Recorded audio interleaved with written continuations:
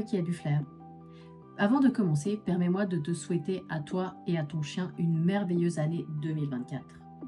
Si tu as des projets, je te souhaite qu'ils se réalisent tous, mais surtout, j'espère que tu passeras une année douce et pleine de surprises. Petite nouveauté pour ce podcast, il est filmé.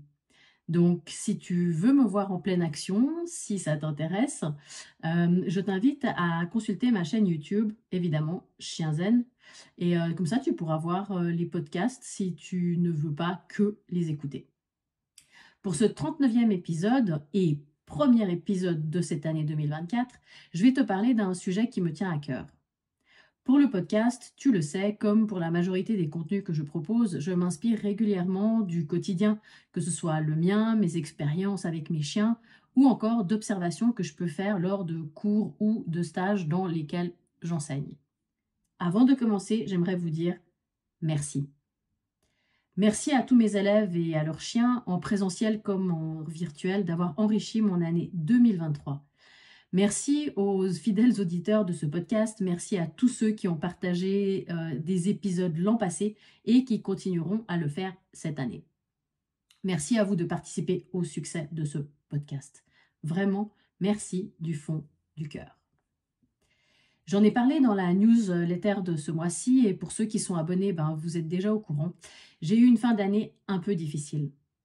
J'ai été malade à plusieurs reprises et comme j'ai aussi plusieurs chiens qui vieillissent, ça implique des soucis de santé.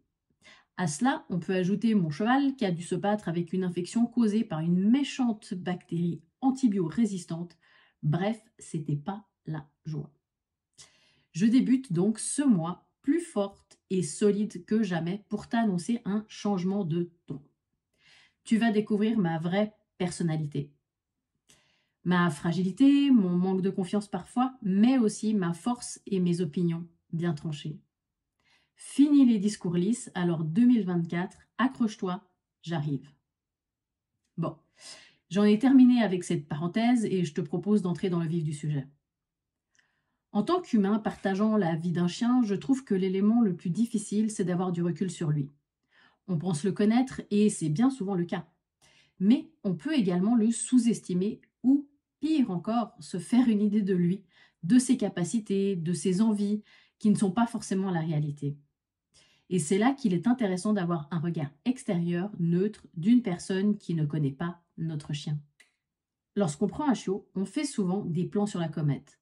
Il sera comme ci, comme ça, je le prendrai partout, il sera calme au restaurant, on pourra balader en toute liberté, sous-entendu sans contrainte de longe, etc. Alors, parfois, on a beaucoup de chance et on tombe sur ce type de modèle de chien. Mais bien souvent, il y a un fossé qui se crée entre nos envies ou attentes et la réalité. Pourquoi cela?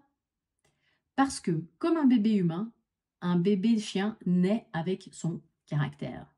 Je pense que mes parents, et surtout mon père, quand ils me voyaient enfant, se disaient que je deviendrais avocate ou mieux encore médecin. Sauf que très tôt dans ma vie de jeune adulte, j'ai fait des choix bien différents et mes parents l'ont bien accepté, plus ou moins. Mais c'est vrai que ça a pris du temps et ça n'a pas toujours été facile. Alors je te pose la question, pourquoi en serait-il autrement avec nos chiens? Si on reprend les exemples que je t'ai donnés, le fameux « je le prendrai partout », c'est pas toujours possible. Peut-être que ton jeune chien devient réactif aux chiens, aux humains, et que par conséquent, il est préférable de ne pas le confronter à certaines situations. Parce que, on le sait, l'immersion, c'est vraiment la pire des choses pour nos compagnons. Il sera calme au restaurant.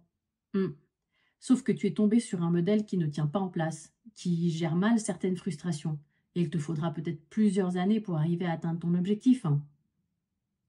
On pourra balader en toute liberté, sans longe, ni laisse, ni rien du tout.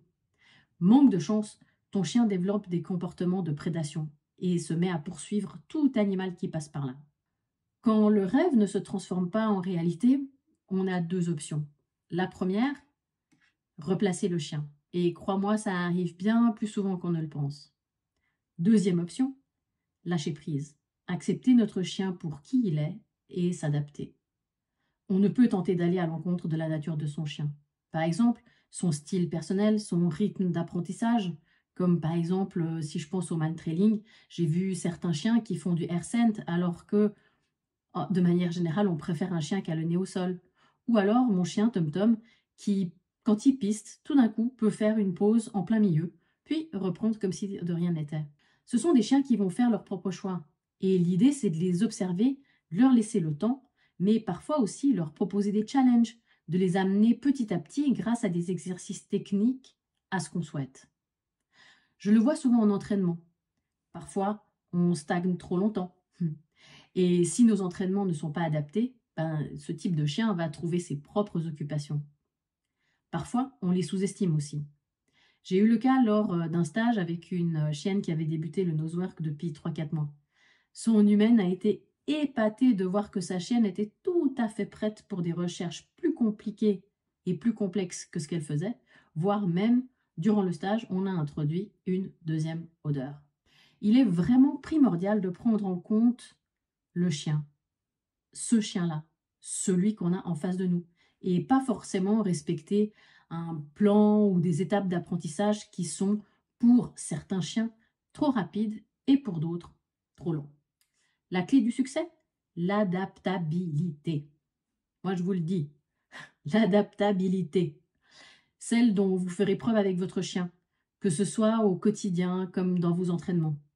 Je reste persuadée qu'un chien n'arrive pas par hasard dans nos foyers et que bien souvent, il est là pour nous en apprendre plus sur nous-mêmes que ce que nous pourrions, nous, lui apprendre. Écoutez votre chien et vous verrez qu'un monde que vous ne soupçonnez pas s'ouvre à vous. C'est sur cette note philosophique empreinte de développement personnel que je te laisse pour aujourd'hui. Si tu connais une personne pour qui cet épisode serait utile ou qui résonnerait pour elle, n'hésite pas à le partager. Je t'ai parlé de ma newsletter un peu plus tôt dans cet épisode de podcast. N'hésite pas à t'y inscrire parce que cette année, je vais te fournir beaucoup plus de contenu gratuit via cette newsletter. Je te mets le lien en descriptif ci-dessous. Et de toute façon, ça ne coûte rien de faire un essai puisque tu peux te désabonner à chaque instant. Sur ce, je te souhaite une bonne réflexion, une belle après-midi ou soirée, que tu sois en balade avec ton chien, bloqué dans un embouteillage ou tranquillement assis sur ton canapé. À bientôt!